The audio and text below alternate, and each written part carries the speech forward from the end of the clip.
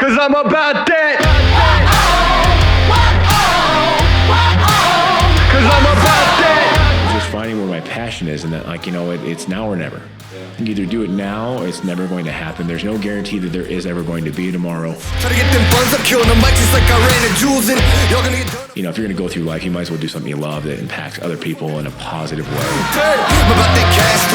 This is a podcast all about business, entrepreneurship, making your passion your paycheck, people who just want to take control and kick life square in the ass.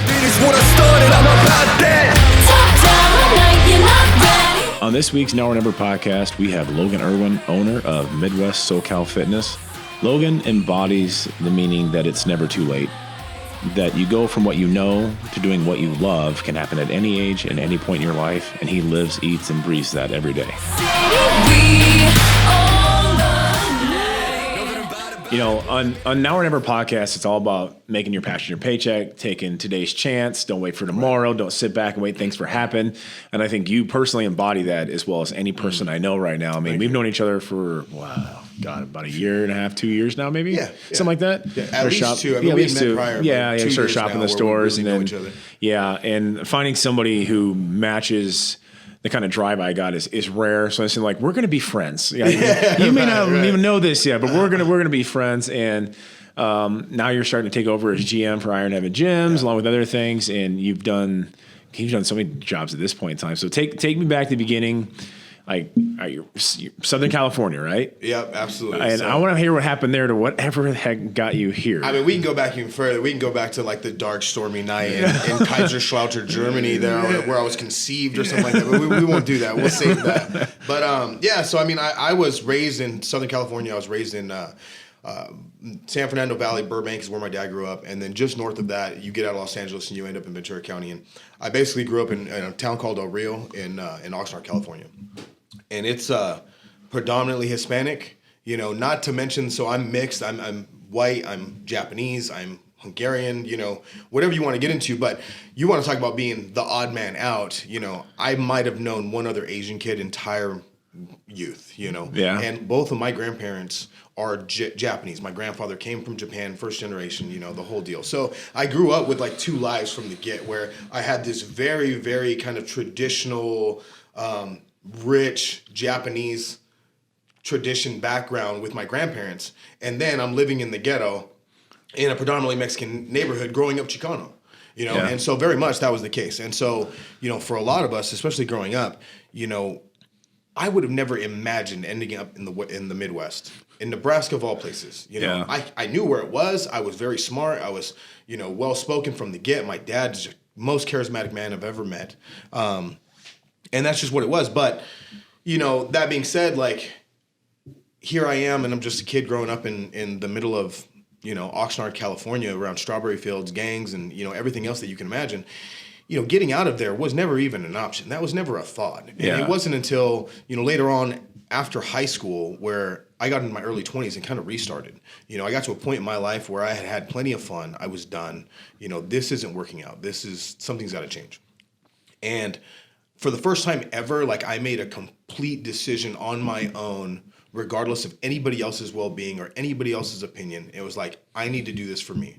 And I went and I did what I needed to do and to go get right. And then from there, you know, a lot of these like old lessons that I learned growing up, digging a hole, filling a hole, you know, that kind of stuff started to kick in, and started with this whole just kind of the ideal that nothing is going to happen unless I make it happen, you know. And so go ahead. Like, you. No, that's absolutely true. Like, the simple fact is, I've seen the people battling addiction, battling anything, or changing their life point where they're at, and whether it be stuck in some place, whether it be a job or whatever, like, nobody else is going to do it for you. No, absolutely. I mean, it's sometimes, you can get inspired, and hopefully that's what this podcast does for people, or things that we do in public with our businesses to inspire people to finally take that step. But it's got to be you. Right. And sometimes it's dramatic, sometimes it's small, sometimes it's huge, sometimes it's just maybe just huge to you and simple to somebody else. But at the end of the day, it has to be you. Nobody else is going to do that shit for you. I mean, people sit around hoping and changing things are going to change. Well, maybe the next election, there's a new guy's going to do this. I mean, that's a big thing right now. Maybe it's this. Well, maybe when my parents do this and they sell their house, maybe they'll give me some money. Maybe this or that or the other thing. Maybe if I get this job, I won't hate it as much, or maybe I'll hate it just as much, but I'll get paid more, which will allow me to have this. It's all bullshit. bullshit. If you don't take control of your own destiny, if you don't, as I always say, make your passion your paycheck, you will live a less than life, and it sucks. It's a shitty way to live through life. It's a shitty way to approach everything in the future, and your attitude and your perspective is that you have to make that decision. Nobody else will ever do it for you. There is no easy road. As my macroeconomics professor said in college, there is no such thing as a free lunch. Right. So if you sit around waiting for one, you're going to go hungry. Yeah, absolutely. You know, and I think you embody that as much as anything. I mean, that's a huge. I mean, I don't think anybody from California moves to Nebraska on purpose. I did though. But like you said, it was very much part of that whole kind of entrepreneurial spirit and me getting to a point, you know, after that happened. Because like you said, you know, the bottom line is that everything else is kind of bullshit, and really you have to take the action yourself. You have to put one foot in front of the other. And another great point that you kind of touched on is that, you know, your reality is as real to you as mine is to me. Yeah. The circumstances are different, but the bottom line is always the same. And the rest of the bullshit is bullshit. And you can buy your own bullshit on a regular basis. I co-sign my own bullshit on a regular basis. Oh, yeah. But the difference is, I think that, you know, whether it was my upbringing and my environment helped nurture that motivation once I got to a point, or whether it's just, you know, setting aside childish things, you know, it comes to that point where it's like, okay, it's time to make something happen. And nobody else is going to do this for me, and I have to do it. And sometimes it's on a large scale, you make a huge leap of faith, and other times you make very calculated small steps. Yeah. And so, you know, we started out, you know, I'm up there just working my ass off, basically. I'm an electrician at the time. I grew up in the trades. I grew up with my father was a carpenter. My grandfather was a carpenter, you know, so that was what was easy. That was what was presented to me automatically. Yeah. You know, I was talented in that sense. I had decent people skills. And, you know, so I started that, and it was easy. Okay, this is the next logical step.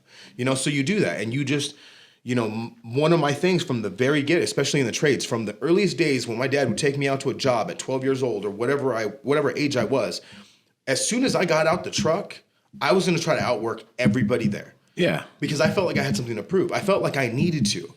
At that time, sometimes just to make my dad proud. Yeah. You know, and he wasn't a judgmental person. It wasn't anything like that where I felt like the need for you know, acknowledgement. It was just I was proud of my dad, and I wanted him to be able to be somebody proud of me. inspires you. When you inspire somebody, you want to make them proud. That's the difference between a leader and a boss. Yep, absolutely. You know? And I think that that's a huge sense of the spirit that you need to have. You know, you have to take some pride in some stuff. You know, if you're going to be an entrepreneur and you're going to try to do this, you have to have some areas in your life that you are completely full of yourself. Yeah. I mean, you just do. If you want to reach certain levels of success, you have to believe that you can do anything that you want. Yeah. You know, and then from there, you know, life will smack you in the face and tell you otherwise sometimes, you know what I mean? Yeah. But ultimately you have to make the attempt. So, you know, fast forward, we get to the point where I'm doing different trades and, you know, general contracting, helping run businesses, help develop business or divisions of businesses, all throughout construction. And we had our first kid. You know, I have 3 girls, and we had our oldest, and it was like, I'm in Southern California. It is expensive. Oh, yeah. And, you know, it's one thing if you're from an area that's like that has that much competition and is that hard, because you've never known anything else. But lucky for me, I met a girl from Omaha, Nebraska, who was going to college in Southern California, and we started visiting Nebraska right out the gate. Yeah. And then suddenly I'm in love. I'm like, whoa, this pace is slower. Yeah. You know, this is somewhere where I can provide a different type of lifestyle than I've had ever for my kids. You know, and so that's another added piece of the motivation is once you start to consider a family and taking care of people other than just yourself, it's time to suit up and show up. Well, you know? It's absolutely true, and I think it does change our perspective when you have kids because you know you want to provide for them, and some people use that as a crutch, in my opinion. You know, there's 2 ways of looking at it when you have a family to provide for. Is I have to stay at this job and make this check to pay for this mortgage and that car because I have these kids, and I'm going to say this right now, and it may upset some people, but that is complete and utter bullshit. You're using your kids as a crutch to not live out your dreams. I don't think any of us want our kids, for the most part, I should say, to be stuck in a job that doesn't fulfill them, in a lifestyle that does not give them happiness just because some materialistic possession needs to be in place. It's crap. So here I was, 28, moved up this corporate ladder very quickly. I'm having 6 ulcers burst. I was so stressed, traveling 30, 40 weeks a year, 85, 90,000 miles in my car. Great job, great check. Right. Don't get me wrong. Unhappy as shit. Yeah. And realizing that I'm there for the weekends and that's cool, but I'm not really engaged with my kids because I wasn't happy with me. Mm-hmm.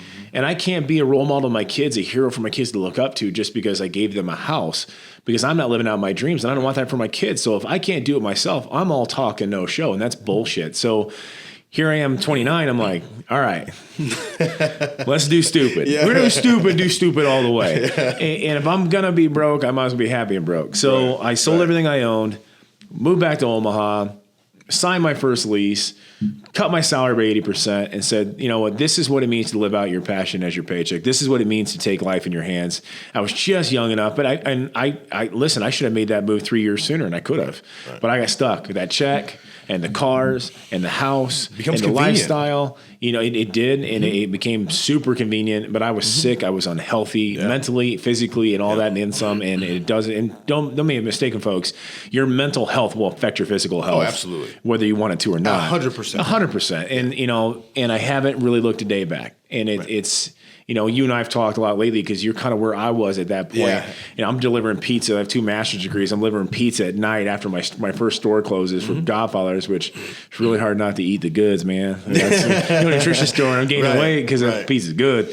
You know, Shane's running, you know, concrete construction in the morning, working shops at night. I'm going up to South Dakota twice a week to do industrial chemicals for swimming pools. And, you know, fast forward a couple years later, I got a couple of shops in my belt. I'm doing well. And it's funny, like we say, like, my ambition puts me at a different level than where I'm at. So I know where I'm going to be, my ego. But at the same point, I'm a leader, not a boss. So when I have an employee message into a group text, I don't get paid enough to clean toilets, and the toilet's clogged. And they didn't realize I was on the group message. Right. So I hop down on a Saturday morning. I drive down to my maple shop, and he's like, "What are you doing here?" I'm like, "I'm here to clean the toilet." That's right. That's and I plunge the toilet. Absolutely. I clean it up, and he goes, "Well, I didn't really mean it like that." I go, "I think you did. Yep. I'm going to do something for you right now." He's like, "What?" "I'm going to give you some perspective. The CEO has all 20 hats, and the reason I'm here is because I'm willing to outwork every person on the planet. Right. And 2, being a father, trust me, there's nothing you guys can do that isn't more disgusting than my kids have already done. So that doesn't bother me." Right. And to this day, you know, here I am last Saturday disinfecting my gym,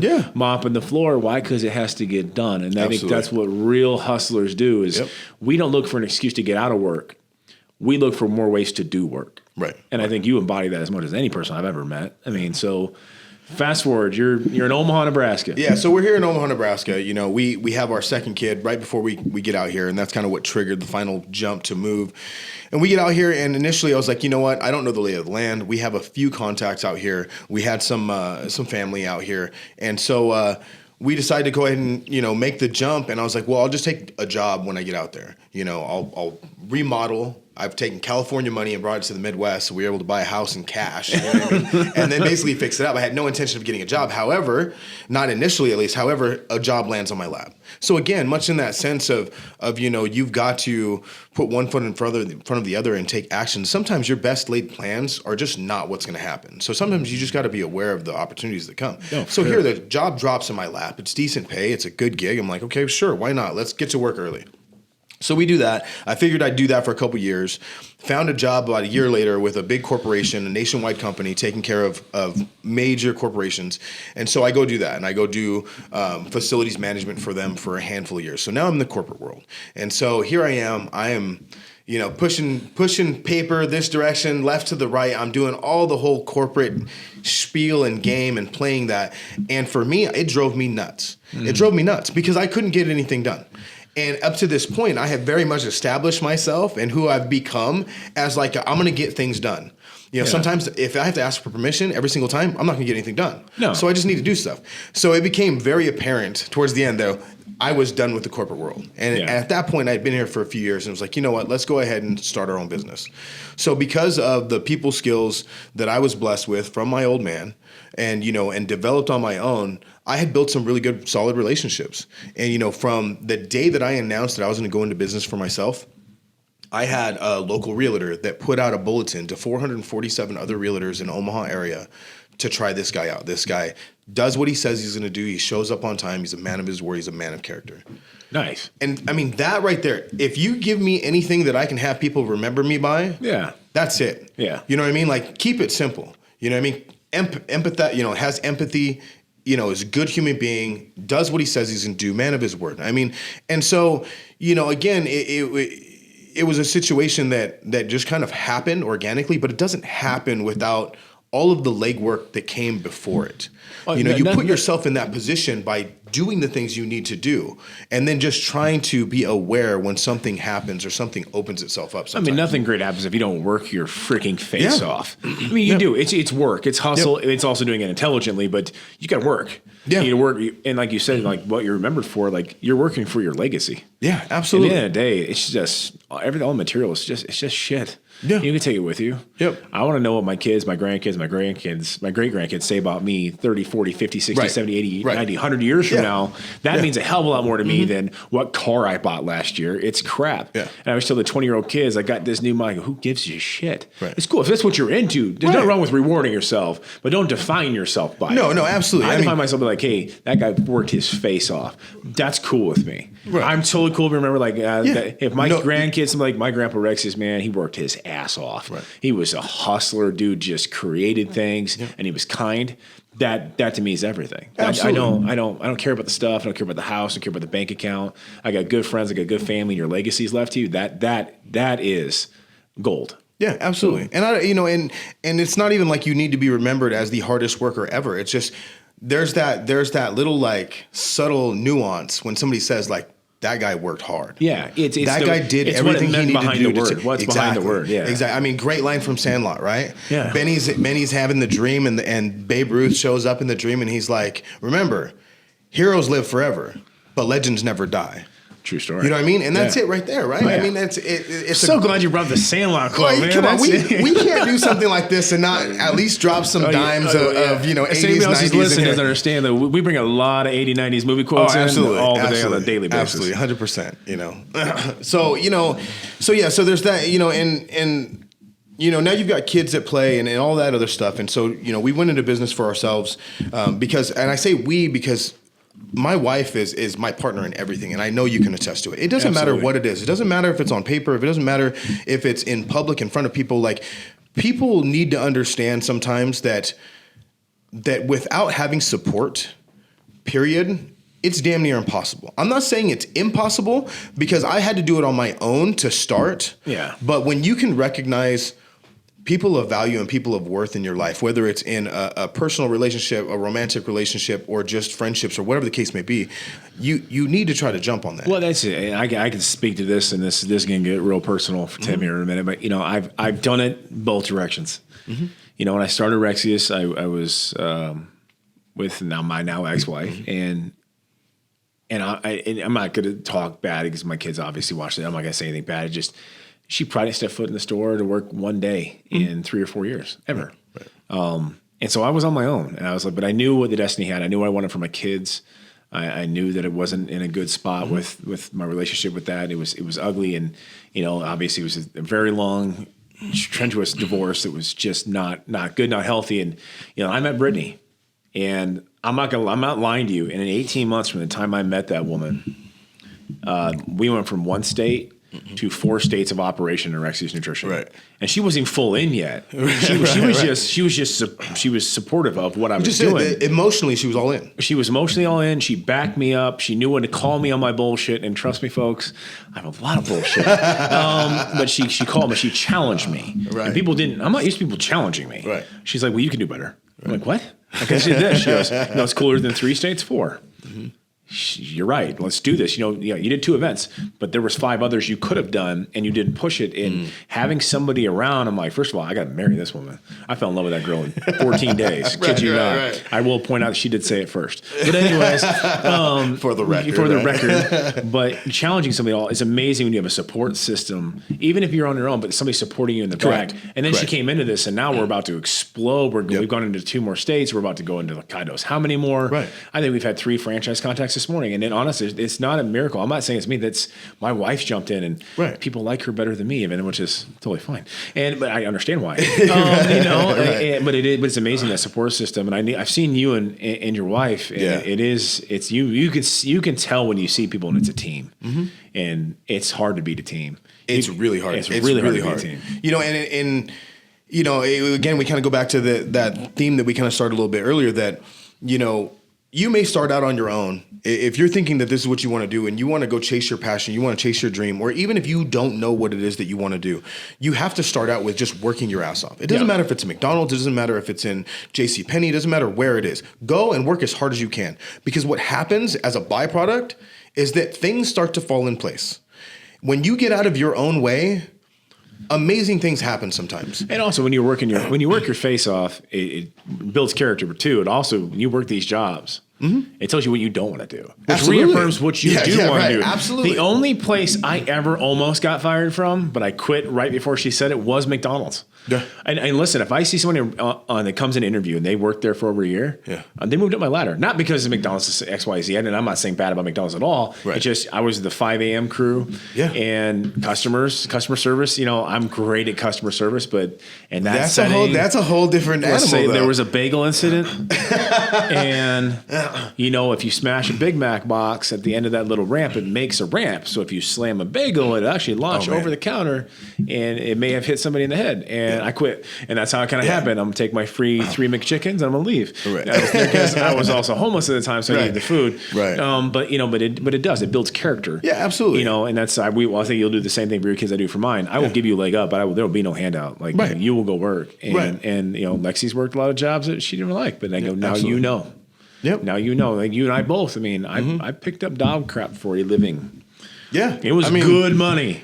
Yeah, you got to be willing to and this goes back to the difference between being a leader and being a good boss. Yeah, you know what I mean? Exactly. Like it really is. It's are you willing to do all of the things that are necessary to do this career or whatever this path is? It doesn't matter from the most menial thing, whether you're signing a document, a piece of paper, stapling files over and over again, picking up dog shit, or chairing the board meeting as a CEO.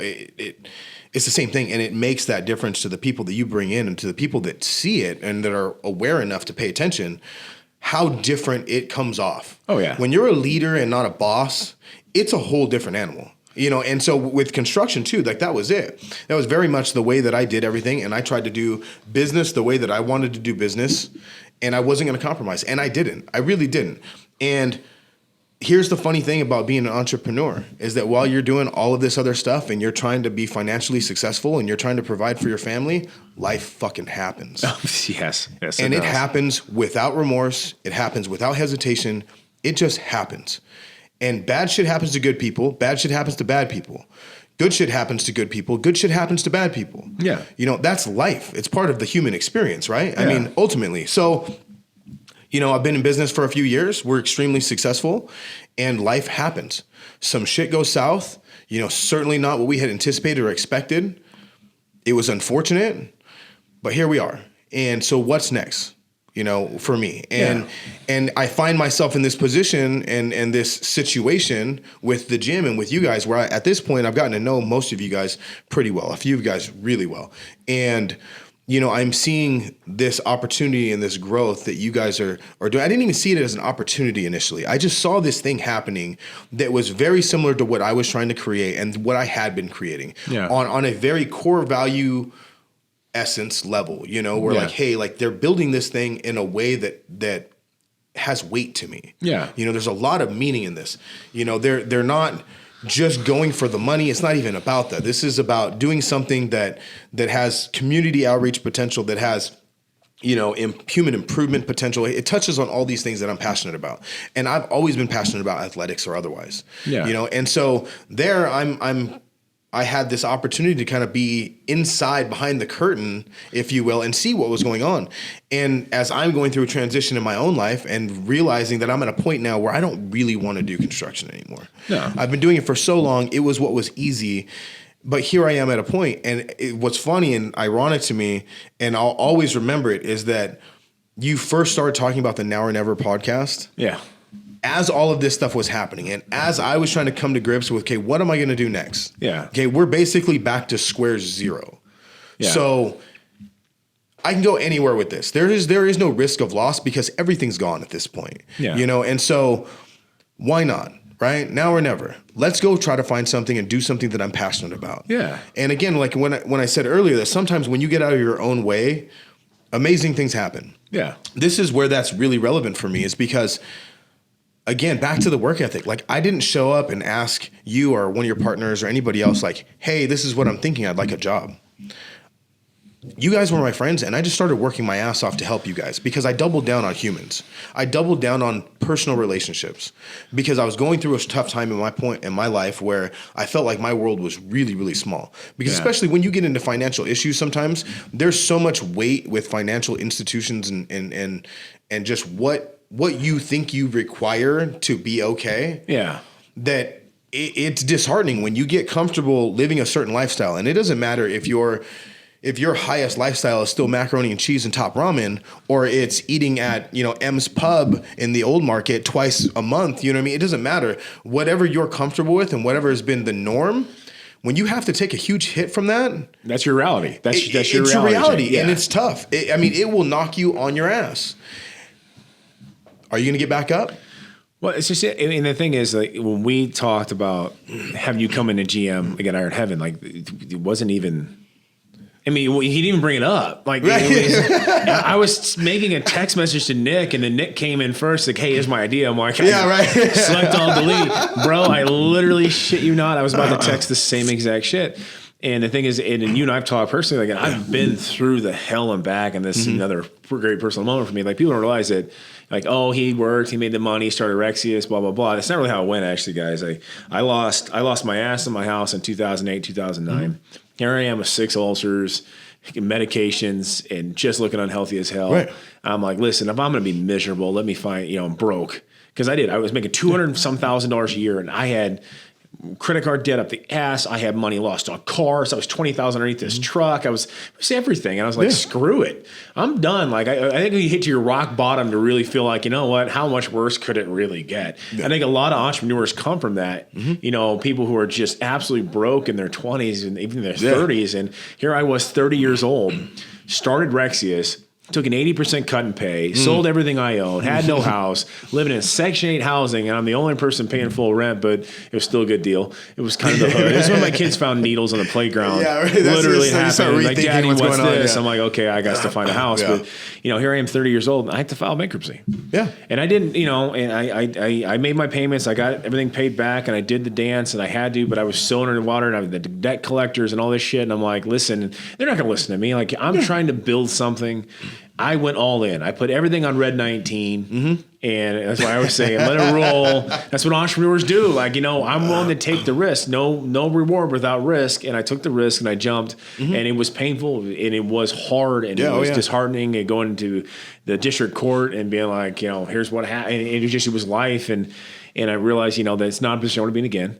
It sucked. Right. I've been through there, paid it off, and and it was like, so you started a company and bankrupt and you did this, that. Yeah, shit happens. Yeah. I learned a lesson. And people are like, well, I'm so anti-debt with my businesses. It's because I've been there where the interest payment on the credit card was $1,800. And I'm like, so everybody's listening out there, understand, like, if you're in this position, oh, you're broke, I'm sorry, I can't do this. I've got debt. My house is underwater. I owe car debt. It's bullshit. It's just another excuse. Everybody will justify their reality for why they can't do something, and it's crap. Absolutely. If you are determined enough, if you want this shit as bad as you want to freaking breathe, you will find a way to make it work. Absolutely. If you don't want it that bad, then it's a hobby. It's not your passion. Yep. It is. Yep. And if you want it bad enough, you will find a way to make it work. I don't care what happens. And shit. Nothing's comfortable. I don't want it easy. I don't think you either. So the fact is, if doing business to be an entrepreneur is so easy, which all these kids use the hashtag, but they don't know the freaking hustle, I'd have 600 more competitors. I don't. So I like the fact that the grind is hard. Yeah, because absolutely. the strong will rise. The cream will rise to the top. Whatever expression you want to use, I'm willing to do shit that the rest of them aren't. We talked about my last guest, Jeffrey, and he was awesome. We were talking about negative inundation on social media and how do you deal with it. I didn't really kind of go full term with him. Is that it drives the shit out of me. When I go onto my YouTube channel, which we just started, the Tim Rexius, hashtag Rexius Army, now we're YouTube, and I have a negative down on me, that means that somebody in business has asked who I kicked. Right. And I'm like, keep piling them up, boy. Yep. Just keep going. Like, I see that with these other ones. I'm like, that's just people who are jaded and jealous because they want to justify why they can't accomplish what I've had with some bullshit excuse. Absolutely. You and I talk about this, like, we don't get a lot of sleep. To be an entrepreneur, you don't. I put up from Steve Harvey the other week. Rich people don't sleep 8 hours a day. You can't, because the world's moving and grinding. We're in a 24-hour cycle, and you got to take advantage of that. And I had people with good intentions who popped on my social media, and I think you and I talked about this. They're like, well, you need 8 hours to sleep. No, right now you're trying to justify why you're not willing to do what I'm willing to do. Right. You're saying, oh, I do it. I can't do that because it's unhealthy. No, you're giving yourself a bullshit excuse to not grind as hard as I can, because nobody wants to admit they've been outworked. I don't even talk about it. I'm just going to do it. Which means sometimes, I'm sacrificing probably some future health to grind as hard as I am now. But I'm willing to do right now what no one else is willing to do, so later I can live like no one else can. And most people won't go through what you and I've gone through to get to that level. You got to think 10 years from now. 10 years from now, you're going to look back on what we've all gone through now and be like, holy shit, I'm glad shit hit the fan. Oh, yeah. Because now I'm at a spot that, I mean, and honestly, I'm already there to an extent. You know, I mean, there's so much relief in where I'm at the moment. And in my case, and so here's another thing that we'll touch on. And you guys you talked with your buddy Giovanni about this on the podcast a few weeks ago or a few episodes ago. About getting loans and things like that. Like, there's a lot of stuff about business and small business that goes overlooked. Yeah. For me, I started a business out on my own out of cash. I didn't get any loans. I didn't get anything. Part of it was because I didn't want the debt. I wanted to be able to be out of the red almost immediately, because if there's anything to lose, it's just what I've had and what I've put into it. I didn't want any investors. I didn't want anything. So then we got to a point where we're getting really successful really, really quick. What do? Well, I need working capital. So I did my due diligence. I took classes. I went down. I did a full business plan. I went through, the Nebraska Business Development Center. I did every resource that I could get my hands on so that I could do it on my own instead of having to hire someone, because I'm a cheap ass and I didn't want to spend money. You know what I mean? Also, another entrepreneur 101 is that sometimes you wear 20 hats. That's exactly it. You got to be willing to put on every single hat. So I went down there, and for like 3 months while working, roughly 10 to 12 hour days doing construction, and then spending the next 4 to 6 hours a day, literally running on 4 hours of sleep on a repetitive cycle, I ironed out my business plan so that I could go to the bank with the best package that I possibly could to ask for a loan. Yeah. Walked in, I have a criminal background. Yeah. Sorry, buddy, you're SOL. You know what I mean? And that was just it. And it was one of those things that I didn't even think about because I've been so far removed from it. It was one of those like old things where like suddenly, the guy that I screwed back in junior high shows up, to kick my ass is what it felt like. You know what I mean? Like, and so here I am suddenly, and I'm like, well, shit, that sucks. I guess we're just not doing that. So we're going to finance it ourselves, So then fast forwarding to the point where, my reality being mine, like, the dollar amount that I had to swallow along with my pride, in this whole BK and bankruptcy and going through this type of stuff, in the grand scheme of things is minute. I mean, it really is in the grand scheme of things. And so when I look at the bigger picture and I look at where in a very short period of time I was able to kind of flip this based off of just showing up, suiting up, helping out wherever I could, because it became very important to me right out the gate I have to do everything that I can. Yeah. If I go home at night right now, once I get home, or I shouldn't say when I get home at night, sometimes it's late and I'm thinking it's 10 o'clock and I should still be putting in work for another 2 hours. Yeah. So then I'm pounding on the keyboard. I'm doing whatever. I'm coming up with ideas for social media or for whatever else that I can. Yeah. And right now I'm very busy and it is what it is. And the worst part about it is that, my wife is basically parenting on her own. Yeah. And it's one of those things. And I owe her the world because she's been willing to suit up and show up and carry the load. Yeah. While we've now tried to do multiple ventures and been successful and then changed things, had success and then had the bottom fall out. And I mean, and she just grinds. She grinds. And so, then it pulls at your heartstrings because very much for me and for you as well, like, yes, like you mentioned several times, the financial accolades and that type of stuff and what the world gets to see on the surface is all well and nice, but it's when I laid my head down on the pillow, it's that easy feeling at the top of my stomach that really makes me feel complete. I'm not going to sit here and say that I think that I was born with that. I think that that's something that you develop and that you learn by choice over time. Absolutely. It's like the definition of faith for me. Some people may have a different definition of faith in its core, that I do believe that certain people are blessed, absolutely blessed with, unquestionable faith. They have faith that everything's going to be okay. And that's all they've ever known, and they've been comfortable. Mine is more of an educational variety. I spent so long through my adolescence and through otherwise in unstable environments that nothing was going to be okay. That I had the motto of, well, it could always be worse. Is what I had to adopt. What's the positive spin that I could put on it? It can always be worse. And so for me, the development of faith has been showing up scared shitless. Yeah. Daily for life, for whatever my next thing is, and doing it anyway. And walking through and having it turn out okay. Yeah. And sometimes it's a very short thing, and then sometimes a very long thing. And then over time, it's developed into a faith where I'm in this situation right now. And like you mentioned, in 10 years from now, I look forward right now thinking about what this might look like in 10 years. Yeah. I'm stoked. Oh, yeah. Because I'm already feeling the relief to some extent that I'm doing what I need to do and that I'm going to be okay. I failed forward enough times to know that I'm not going to get dropped on my face at this point. Well, I think we also learned, you and I are pretty close to the same age, and it's, I don't look at failure and call it cliche. I'm sure they've heard Tony Robbins or one of the other gurus say shit, but here's two guys who actually have families who aren't sitting in $1 million mansion. They can talk about it right now that, the shit could fuck up tomorrow. It could. I understand the reality of where I'm at, where my existence, and I screw up all the time. I do. And I tell my kids the same shit. Okay, I learned it one way, it didn't work, which gave me that much closer to a way that it will work. And that's how I look at failure. I don't look at it as a negative. I look at it as a learning opportunity. And that's why I'm always a student. And the thing is, I don't take the advice of a 17-year-old kid that works for me because he has a different aspect. He's a different demographic. Right. He does. I mean, he comes from a different place. I don't understand it. You walk into my gym, you walk into one of my stores for a job, and you're rocking the skinny jeans and all that. Like, I don't get it. That looks uncomfortable to me. I don't, whatever you call it. I'm judging. I don't get it. I don't get it. And to walk in, but I'm like, you know what?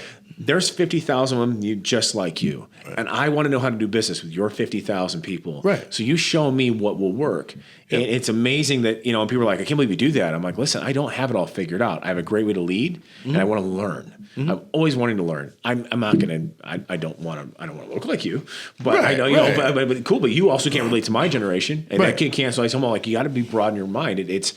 And I think that's the beautiful thing about us at our age and what we've gone through. When you've gone through shit, you have a different perspective of everything. You appreciate things a lot more, and you appreciate probably the biggest thing, opportunity. Right. And opportunities rise. And it's also, I think, something else to be said that you and I have talked about. And when you get to a certain age, it's funny. I mean, my daughter's going through it right now because she's out of high school now over a year, and how your friends groups change. Mm-hmm. And you can really tell, Rich, when you have your people. Yeah.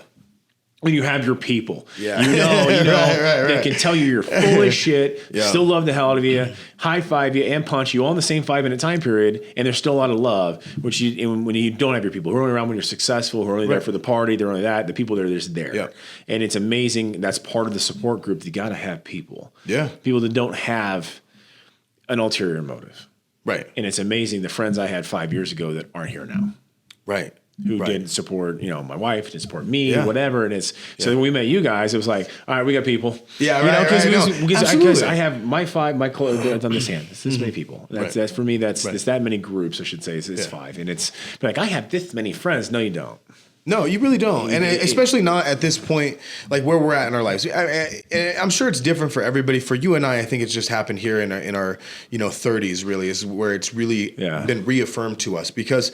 The people that I thought were close friends and that I was tight with for years, none of them are around. A lot of them are like childhood friends. A lot of my friends and my family, the people that I consider family back in El Rio, I mean, that's like, you want to talk about a silent support structure. Like, I know without a shadow of a doubt that they would go to war for me any given time. Oh, yeah. And it's fantastic to know that. It's fantastic. I miss them dearly. But then you still have to have people that are around you in the physical, And so it's great. Like when we're over at a barbecue, at the party the other night, and you've got handshakes with different people. You know what I mean? Like that's when you know. That's when I'm like, dude, I have handshakes with people. Like this is that's exactly your it. people, yeah. Like, okay, we're on the same wavelength. You know what I mean? And not that we didn't know that already. And it, it's another one of those things like that I learned very early on. From whatever cliche, sayings that I heard, or whether it was from my dad. I don't honestly know who to credit it with, but surround yourself with people that are smarter than you. Yes. As far as business is concerned, and then surround yourself with people that feed your soul. Yeah. Because there has to be a separation. Yeah. And when there's not, it gets really, really lonely. Yeah. And so like you said, and the bottom line is that once you get to a certain point, you don't need a lot of them. You just need a few real ones. Well, I agree with that 100%. And that's you brought back to the faith thing. I said 100 times that I've got great faith in a lot of things, but I believe we've been endowed with opportunity and ability, and it's up to us to use that. Correct. I believe in karma. Call whatever we want. I'm sure some pastor, some places got something to tell them about that. I don't want to hear it. I think if you're a good person, you give off kindness, you do things to help people, shit comes back around. I just do. I think it's a good model to live by. Absolutely. You know what I mean? Like you sit around just thinking that, you can do all the wrong you want, nothing bad, that's stupid. And I think more than anything, it's my kids. Like I want them to be kind. Right. I want them to be kind more than anything and find a passion, and that's it, And it's like with you guys, it's crazy. You do the construction. Mm-hmm. And Logan's got a hole in my ceiling in my house right now, which we're working on. Yeah. But you got that. But you always have that. It's like for me, I used to finish wood floors. Right. Exactly. Still, I always have to fall back on. I guess measure cash if the price is right. Now you're going to GM Iron Heaven Gyms. Yeah. Which Logan knows my plans. I mean, I see franchising futures in this massively big things. Yeah. And then he went and got his NASM CPT, certified personal trainer from the biggest organization in the country. Now you're training clients as well. Yep. And nutrition and classes and training. I mean, talk about a switch.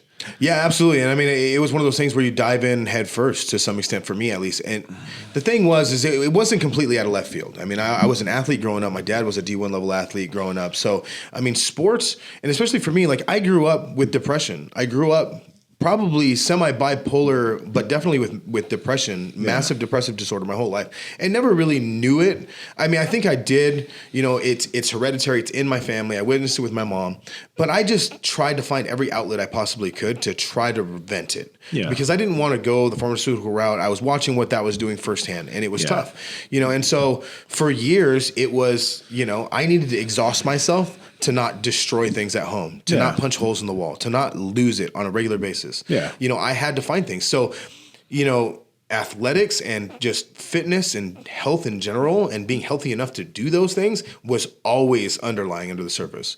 Yeah. So it came to a point where I'm like, hey, this is something that I know I am passionate about. There is this opportunity here. And you talked about, well, like if I have ultimate faith in myself, which is kind of it is an ego boost to some extent, but I just understand that as far as the way my faith works and the way that the universe has worked for me, it's not going to do shit for me. Yeah. I have to show up and do what is required in order for it to work out, know? And so that being said, with making the jump and getting into personal fitness, this is something that timing wise made sense. There was an opportunity with the gym and with you guys that I felt that there was a situation that I could bring value to. Oh yeah. And that was kind of it from the get. It wasn't even the thought like, hey, if I do X, Y, and Z, then maybe these guys will be, approach me about doing this. That was never a thought process. That was never even a consideration.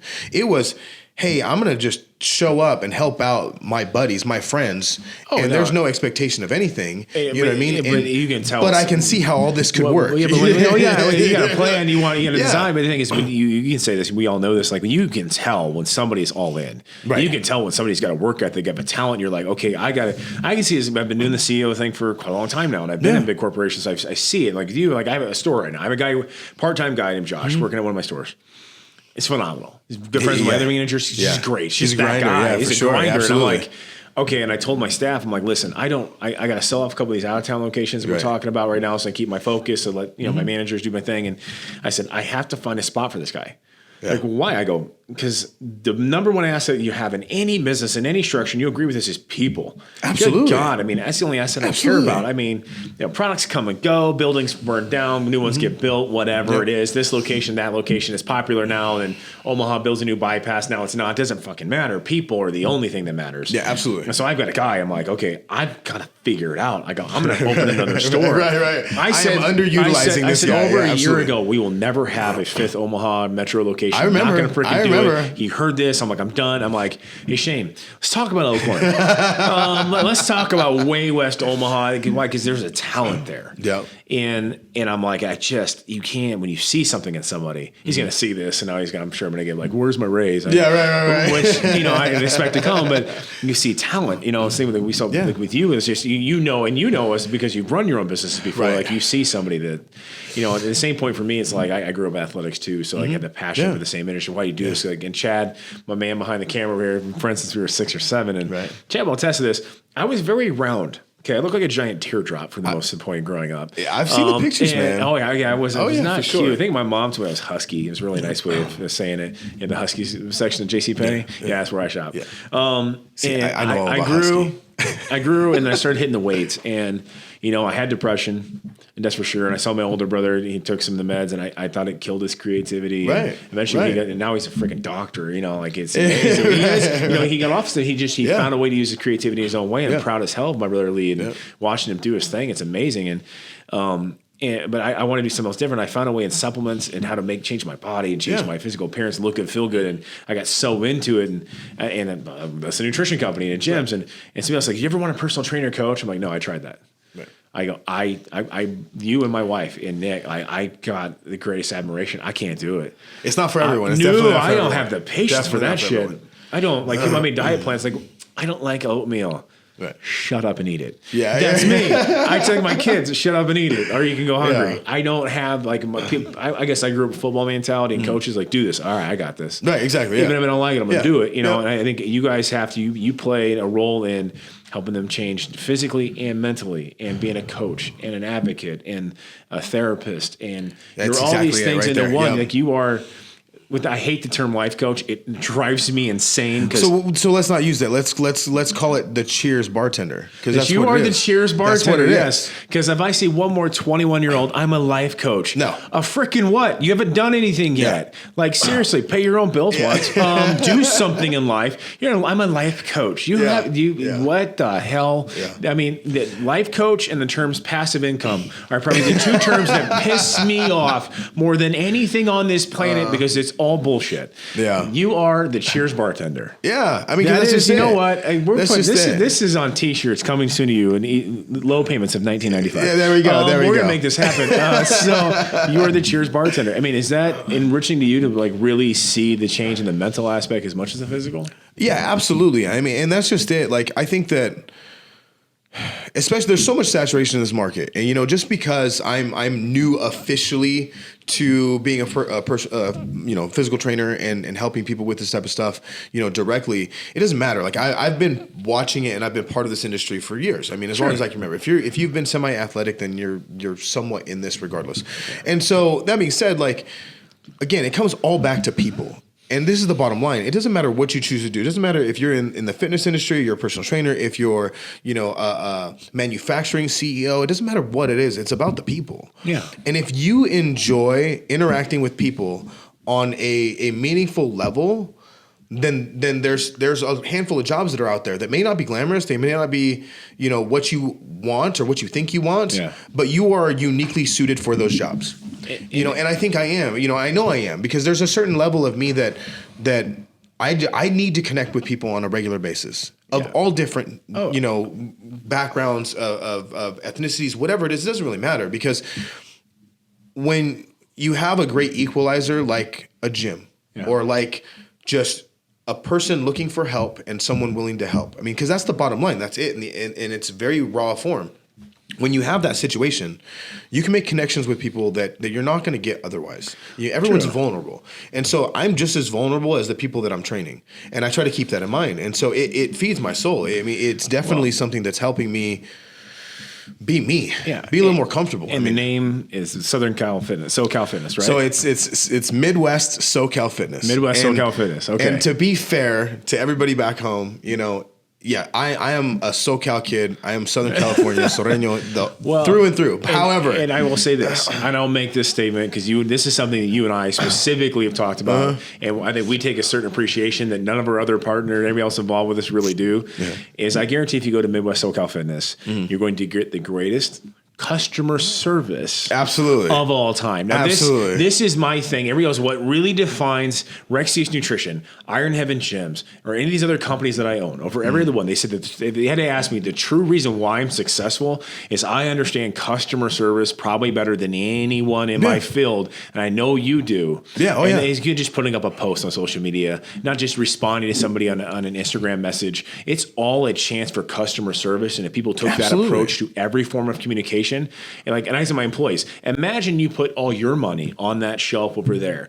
and the only way you can feed your kids and pay your bills is if you sell that shit. I guarantee your approach is going to change. Oh, absolutely. And that person that comes in your store becomes your entire world. Not a cheesy, stupid, I'm looking at you in a paycheck way, but I want to earn your business now, tomorrow, next week, next month, next year, your kids' business when they're old enough to buy, your mom and dad's, your brothers, your sisters, your uncles, your neighbors. That's customer service. Absolutely. Otherwise, you're a commission dickhead, in my opinion. I'm a customer, and I'm saying that, and I apologize for the swear words, but I can't stand commission salespeople. I like customer service. Shake a hand, look them in the eye, really understand where they're coming from, asking questions, because you learn a hell of a lot more by listening than you ever are by talking. Kids, write that down. Absolutely. Listen more than talking. We'll learn you so much more about people's abilities, their needs, their wants, their desires than anything else. And I know you do that. And so when I see Logan's posts on social media, the fantastic, the dramatic, this, that, I'm like, oh my God, I love this, because I'm the only one that ever puts a little pizzazz in some shit, but that's customer service. Well, and that's the difference though. That's the difference between being, a true salesman. A true salesman enjoys selling. Yes. It doesn't matter what it is. He or she enjoys selling. There's plenty of successful salesmen out there that are doing it because it's a paycheck. They're doing it because they've been trained in a way that allows them to be very good at it. Yeah. But they're never going to come close to the people that actually enjoy it. Yeah. We are gigantic dorks. Yes. I mean, we are. We come from some of the best generations for the dorkiest stuff in history. Oh, yeah. I mean, let's just trivial started in the 80s. I mean, between the mullet hairdo, the rat tail, the manly belt satchel, also known as the fanny pack, which is making a comeback right now. I mean, there was. Do you remember there was a flipped bill Pepsi cap that came out that had a propeller on it, and it was literally like a bicycle hat that came out in the 80s. And I remember 88 Olympics ran in front of my house on Hollywood Way in Burbank, and I remember standing out in the front yard, and the biggest takeaway I had from it was like I can't remember if it was the torch coming through the town or if it was actually the marathon run that they did, but all I could remember was the bike shorts and the little Pepsi Cola propeller hat on like 150 people. Oh, Chad had one. It's cool. Yeah, you know what I mean? Like, absolutely. So, I mean, I think we grew up in that generation where you didn't have social media. When we were kids. No. We're Xennials. We're not millennials because we had technology. We are Xennials, yes, correct. Xennials, we remember what it was like before. And I think there's a certain level of customer service that comes from in the in-person experience. Correct. And that's where we're like, hey, just come in and meet us. That's why I love to go to work the shops. I go to the events. I have 3 events on Saturday because if I can shake a hand, I've earned their business. Right. I'm like, what? And so when somebody messages in, like, what can I do to make this right? What can I do to help you today? They know that it's fucking sincere. Right. And my wife calls me senator, governor, and my dad does it too. And it's like everybody you meet everywhere you go. I'm like, I go, it's just, I don't know. For me, it's. I don't believe I'm selling anything. I'm selling me because at the end of the day, you're buying me. Yep, exactly. Everything is. And listen, kids, you're watching this stuff. And you're like, I'm going to be a doctor. I'm going to be a lawyer. I'm going to be this, that, or everything. Everything is sales. Or the person, product, place, or thing. If it's yourself to a persuasive interview, to a mortgage broker, to a banker for a business loan, whatever it be, you're always selling yourself. And I love the fact that I got somebody else who understands that because now I'm seeing more and more posts from Iron Heaven Gyms. It's a lot more pizzazz to it. Well, thank you, brother. I appreciate you coming on. Absolutely love you to death, man. And I love you too, and check out Midwest SoCal Fitness online. And you watch anything from Iron Heaven that's got pizzazz, it's either from me or him. So, all right, thanks, guys. Come check this gym out. Why Iron Heaven Gym? Because I have 6 kids, I have 30 businesses, and sometimes I never know what my schedule is going to allow. So having a 24-hour gym facility to go to makes it possible. Also, the kind of atmosphere that is created at Iron Heaven Gym, where you're there to take your fitness seriously. I don't have to worry about people messing around or a gym getting in the way of my goals. That gym is there to help you reach your goals. And I got that crew with me, haters better go watch the comments. And it's on the fence for dog, I promise I'm about that.